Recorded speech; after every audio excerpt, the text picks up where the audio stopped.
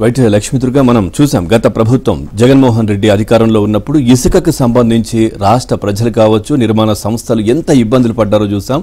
పూర్తిగా కూడా ఇష్టానుసారంగా రేట్లు పెంచేసి ఆ విధంగా చేసిన పరిస్థితి, భవన నిర్మాణ కార్మిక రంగానికి కార్మికులను కూడా నిర్వీర్యం చేసిన పరిస్థితి కనిపించింది. కానీ ఇప్పుడు చంద్రబాబు నాయుడు అధికారంలోకి వచ్చిన తర్వాత గతంలో మాదిరిగానే ఇసుకను ఫ్రీగా ఇసుక పాలసీని కూడా తీసుకురావడం జరుగుతోంది. కానీ ప్రస్తుతం నిన్నటి నుంచి కూడా ఇసుక పాలసీ మొదలైంది. సో దీంట్లో కొన్ని ఇంకా మార్పులు చేయాల్సి ఉంది. నేపథ్యంలో ఇప్పటికిప్పుడు చాలా మంది ప్రజలు ఇబ్బంది పడుతున్నారు కాబట్టి వాళ్ళ కోసం ఒక పాలసీని తీసుకురావడం జరిగింది. కొద్ది రోజుల్లో సమగ్ర ఇసుక పాలసీని కూడా మళ్ళీ తీసుకొచ్చే ఆలోచనలో ప్రభుత్వం ఉంది. డీటెయిల్ గా చూద్దాం. ఏపీ ప్రభుత్వం ప్రజలకు ఉచిత ఇసుకను అందించే కార్యక్రమానికి శ్రీకారం చుట్టింది. ప్రజాప్రతినిధులు, ప్రభుత్వ అధికారులు తరలివచ్చి ఉచితాన్ని ఆరంభించారు. సర్కార్ మధ్యంతర ఇసుక పాలసీని ప్రకటిస్తూ జీవో నంబర్ 43ను జారీ చేసింది. దీంతో ఉచిత ఇసుక విధానం అమల్లోకి వచ్చింది. అయితే ఇది పూర్తి స్థాయి పాలసీ కాదు. త్వరలో సమగ్ర పాలసీ రానుంది. అయితే ఈ మధ్యంతర పాలసీ ప్రజలు ఎదుర్కొంటున్న ఇసుక కష్టాలను తీర్చనుంది. ప్రైవేట్ అమ్మకాలు, అడ్డగోలు అక్రమ నిల్వలు, బ్లాక్ మార్కెటింగ్, అక్రమ రవాణాను చట్టబద్ధంగా అరికట్టేలా మార్గదర్శకాలిచ్చారు.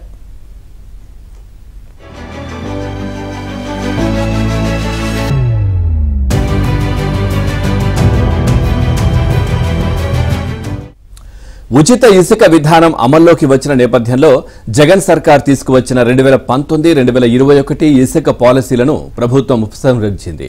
దీని ప్రకారం ఇసుక అమ్మకాల కాంట్రాక్ట్ రద్దయింది. అలాగే 18 జిల్లాల్లో ప్రతిమ ఇన్ఫ్రా, 8 జిల్లాల పరిధిలో జేసీకేసీ కంపెనీలతో గనుల శాఖ అప్పట్లో కుదుర్చుకున్న ఇసుక తవ్వకాలు, అమ్మకం కాంట్రాక్ట్ కూడా రద్దయిపోయింది. ఈ మేరకు ఒప్పందాల రద్దుకు అవసరమైన న్యాయపరమైన చర్యలు తీసుకోవాలని గనుల శాఖ కార్యదర్శి యువరాజ్ మెమో జారీ చేశారు. అయితే ఆ ఒప్పందం నుంచి తామే స్వచ్ఛందంగా వైదొలుగుతామని ఆ 2 కంపెనీల ప్రతినిధులు గనుల శాఖ డైరెక్టర్ ప్రవీణ్ కుమార్ ను కలిసి లిఖిత పూర్వక నివేదిక ఇచ్చారు. దీంతో సోమవారం నుంచి ఇసుక తవ్వకాలు, అమ్మకాలు, నిల్వలు, రవాణా వంటి అంశాల్లో ఆ కంపెనీలు వేలు పెట్టడానికి వీల్లేదు.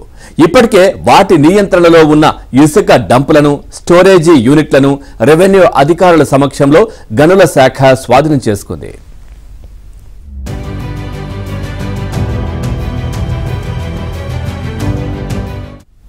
ఇసుక పాలసీ 2016-2019 అప్గ్రేడ్ చేసిన పాలసీ 2021ని చంద్రబాబు ప్రభుత్వం సమీక్షించింది. పర్యావరణ పరిరక్షణ, వినియోగదారుల ప్రయోజనాలను కాపాడేందుకు ఇప్పుడు సమగ్రమైన ఇసుక పాలసీ అవసరమని ప్రభుత్వం గుర్తించింది. దీంట్లో భాగంగా ఏం చేయాలో గనుల శాఖ డైరెక్టర్ కొన్ని ప్రతిపాదనలు చేశారు. వాటిని పరిగణలోకి తీసుకుని ప్రభుత్వం ఎలాంటి ఆదాయం ఆశించకుండా ప్రజలకు ఉచితంగా ఇసుక అందించాలని నిర్ణయించింది. ఉచిత ఇసుక నిర్వహణకయ్యే ఖర్చులు వినియోగదారులే భరించాలి. అలాగే చట్టపరమైన ఫీజులు వినియోగదారులు భరించాలి.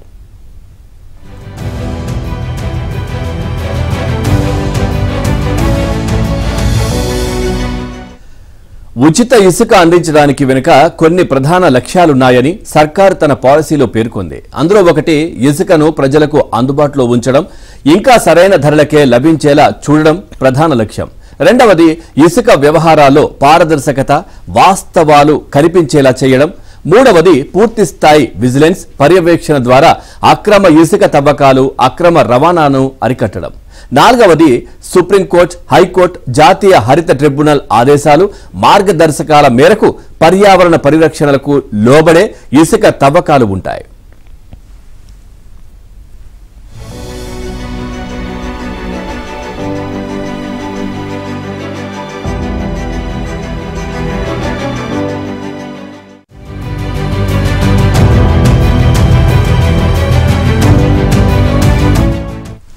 గృహ నిర్మాణం కోసం ఇసుక అవసరం ఉన్నవారు సమీపంలో ప్రభుత్వం ఏర్పాటు చేసిన శాండ్ డిపోకు వెళ్లాలి. తన ఆధార్, ఫోన్ నంబర్, ఇసుక డెలివరీ చేయాల్సిన అడ్రస్, వాహన నెంబర్ వంటివి సమర్పించాలి. ఆ తర్వాత అధికారి నిర్ణయించే చట్టబద్దమైన ఫీజులను ఆన్లైన్లో చెల్లించాలి. ఈ చెల్లింపుల కోసం డిపోల్లో ప్రభుత్వ ఖాతాలకు సంబంధించిన క్యూఆర్ కోడ్లు ఏర్పాటు చేశారు. వినియోగదారులు తమ ఫోన్ ద్వారా స్కాన్ చేసి ఫీజులు చెల్లించవచ్చు. ఎవరు ముందుగా వస్తే వారికే ప్రాధాన్యత తరహాలో స్టాక్ లభ్యతను బట్టి ఇసుకను కేటాయిస్తారు. ఇసుక డిపోలు ఉదయం 6 నుంచి సాయంత్రం 6 గంటల వరకే పనిచేస్తాయి. ప్రభుత్వ డిపోలో కొన్న ఇసుకను తరలించేందుకు వినియోగదారుడే వాహనాలను సమకూర్చుకోవాలి.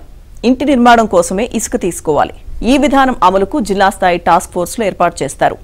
ఇబ్బందులు, ఫిర్యాదుల స్వీకరణకు జిల్లా, రాష్ట్ర స్థాయిలో టోల్ ఫ్రీ నెంబర్, ఈమెయిల్ ఐడీలను ఏర్పాటు చేయనున్నారు. అక్రమ ఇసుక తవ్వకాలు, రవాణాలో వాహనాలు 2 సార్ల కంటే ఎక్కువగా పట్టుబడితే వాటిని వెంటనే సీజ్ చేసి కొత్త న్యాయ చట్టాల ప్రకారం కోర్టు ముందుంచాలని ప్రభుత్వం ఆదేశించింది.